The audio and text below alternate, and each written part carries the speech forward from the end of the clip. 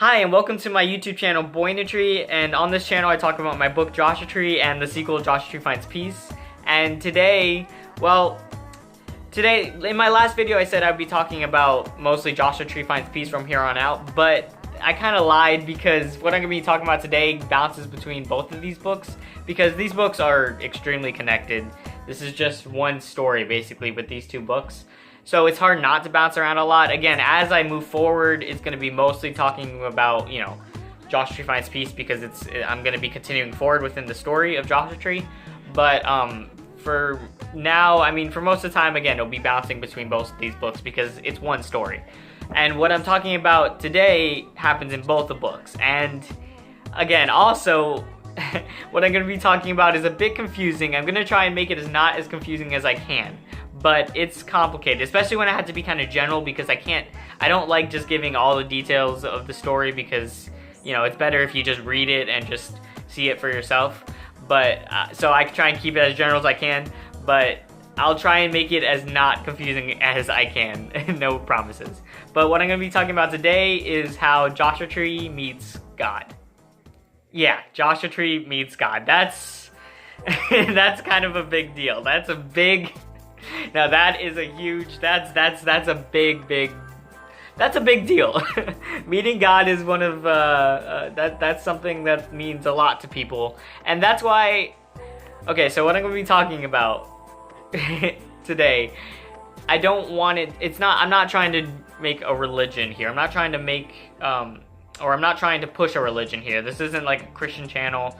I'm not trying to push some kind of religion on anybody. The God that I'm talking about is just a God within a story. So what I'm saying is that, this God isn't the true God. I don't even know if I truly believe it. It's just a story. I think it's an interesting idea. It's really cool to think about. It's a cool story, but I don't know. I don't know. I don't know if this is the real God. It could be, it could not be.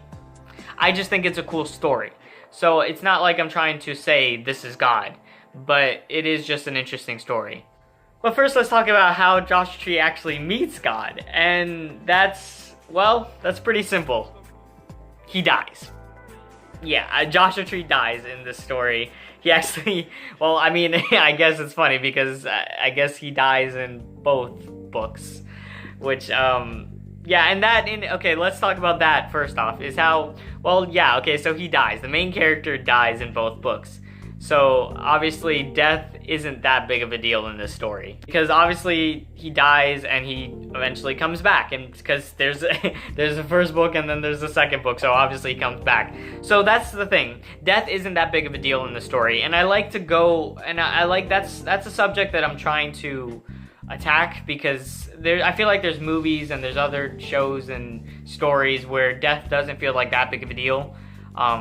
That being said, there are a lot of shows that do it really well, and death it's used really well, and when they're dead, they're gone, or it's just done extremely well. But there are some shows and movies that it doesn't feel like it's that big of a deal, and that's what I want to kind of attack, is that feeling that death isn't that big a deal. And I mostly attack it more in the second book with one of my characters named Alistair, where he's mostly just angry about this feeling, how death doesn't feel like it's that big of a deal. So yeah, there's that idea. So that's how Joshua Tree meets God. He dies. But now, here's the next question. Who is God in this story, Joshua Tree? Who is God? Okay, so God in my book does not have a specific gender. I don't think of God as a girl or a guy. And again, this isn't a religious idea. The reason why I don't think he has a gender in the story is because God is basically a collection of souls in the story.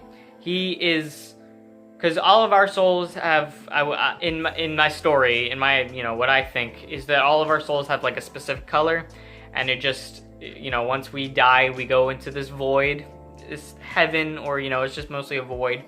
And we travel around it, and then we can decide whether or not we want to become one with God. So God ends up being this big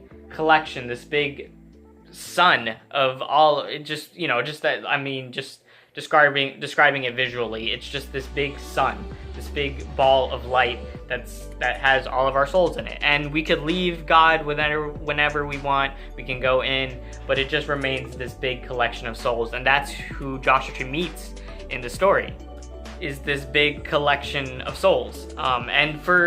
And in the story, he sees it as this big ball of green light. He floats. Okay, to describe it more visually in the story, he floats basically. It's like floating in front of the sun. So it just, of course, it looks like this huge wall of light. And then just when he looks farther into the distance, he could see a slight curvature. But, you know, it's mostly just this huge wall of light. And for him, he sees it as green. But I think that's more personal, if anything. I feel like for everybody, they see God as a different kind of color, or because technically it's a blend of everybody's souls, so it's all the colors. But for him, he just sees God as green. In the story, he just sees God as green. But for everybody, I feel like they would see something different when they see God. Again, maybe God is powerful, so sometimes you wouldn't even just see a big ball of light. But the point is, that is what God generally looks like in the story, because that's what I think he is, or he. Again, see, the gender, it's easy to just say he sometimes, but in the story, I mainly try and just say it or God. And I try and also say that now, but it's easy to slip. But anyways, so that's what I think God as, is just this big ball of light. So, I guess that's the end of the video. No, actually, I'll just say, I guess let's talk about briefly the conversation that he has in the first book and the second book real quick. So, in the first book, it's, of course, meeting God. This is when he first dies and he first meets God. And it's shocking. I mean, it's crazy. He goes to the void and he finally floats in front of God and he sees God for the first time. And that's crazy. The first conversation, so let's say the serious part of it is that God gives him a warning of, like, because, well, Joshua Tree, okay, let's go into a little bit of the crazy part about it. Basically, God tells Joshua Tree that because of Joshua Tree, there's a chance of God dying. Joshua Tree is the reason why there's a chance of God actually dying. So Joshua Tree is the reason why God could die. Now, he doesn't go into specific reason, because even though God knows all, God doesn't even really know why. God doesn't know the reason of his death, but he knows that Joshua Tree is involved for some reason. So in the first book, Joshua Tree is given a warning. And so that's the serious part of the conversation. And then the rest of it is kind of, some fourth wall breaking, I guess you could say. I just have a little bit fun. I have some fun with the conversation with God, because, I mean, it's the conversation with God, for God's sakes. So I just kind of have fun with it in the first book. And that's the first conversation in the first one. And in the second book, I guess there's less of a conversation in the second book and more of stuff just happening. A lot goes to shit, basically. Just frankly, that's a lot goes to shit. And so Joshua Tree still meets God at one point, but so do other characters. Another character, Kate Iris, ends up also being in the presence of God in the second book. Lizzie, Nicholas, and that's it, and Joshua Tree. So they meet God also, and it's more of just things happening. This is, again, where I have to be kind of general, so it's a little confusing, but Nicholas comes along, and Nicholas has already kind of met God, technically. Nicholas is an angel in the story. I talk about that in another video. And Nicholas comes along, and he tries to take control of the situation in this book, and there's that. Kate Iris is there. Well, Lizzie also is there. Okay, Lizzie's there, and she's trying to... how do I say this? Lizzie's trying to take control of Joshua Tree, and she's trying to make what God says in the first book, she's trying to make it happen. And so Lizzie's really trying to take control here. Nicholas is off doing his own thing. He's doing something not good to God. God, this sounds so stupid saying generally. And then Kate Iris is there, and she's mainly there to help, though.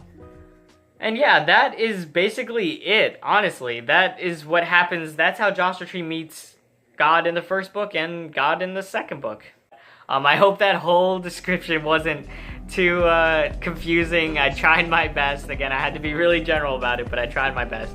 So again, if you want to read more into it, follow this story a little bit more in detail. You could read the first book and the second book. In the links to find them at the links to find them at Amazon is in the description below. So I'd really appreciate that. That would go a long way if you actually bought my books. And that's it. So I'll be trying to make more videos as I go on. It takes me, I've been busy, so it takes me a little while, but whatever. I'm gonna try and keep making videos. So I hope you stay connected. I'd really appreciate it. Thanks. See you next time. Bye.